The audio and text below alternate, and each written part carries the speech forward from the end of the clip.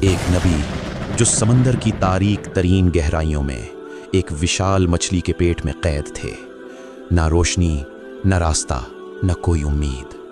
اور پھر انہوں نے ایک دعا مانگی جس نے تاریکی کو چیر دیا۔ حضرت یونس علیہ السلام اللہ کے نبی تھے۔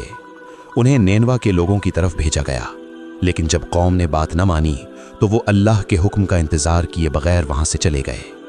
سمندر میں طوفان آیا، کشتی ڈوبنے لگی، قرا ڈالا گیا اور قرا حضرت یونس علیہ السلام کے نام نکلا۔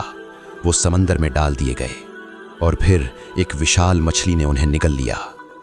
3 اندھیرے، سمندر کی گہرائی کا اندھیرا، رات کا اندھیرا اور مچھلی کے پیٹ کا اندھیرا، ہر طرف سے بند، کوئی راستہ نہیں۔ اور اسی تاریکی میں حضرت یونس علیہ السلام نے پکارا، لا الہ الا انت سبحانک انی کنت من الظالمین۔ اے اللہ، تیرے سوا کوئی معبود نہیں، تو پاک ہے، بے شک میں نے غلطی کی۔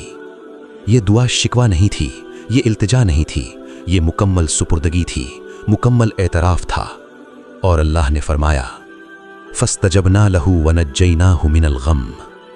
ہم نے ان کی دعا قبول کی اور انہیں غم سے نجات دی۔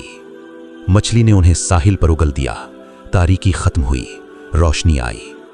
آج آپ کی زندگی میں بھی کوئی نہ کوئی مچھلی کا پیٹ ضرور ہے، کوئی مسئلہ، کوئی تکلیف، کوئی ایسی صورتحال جہاں سے نکلنے کا کوئی راستہ نظر نہیں آتا۔ یاد رکھیں، حضرت یونس علیہ السلام کے لیے اللہ نے سمندر کی گہرائی سے راستہ نکالا، آپ کے لیے بھی نکالے گا۔ بس یہ دعا مانگیں، لا الہ الا انت سبحانک انی کنت من الظالمین۔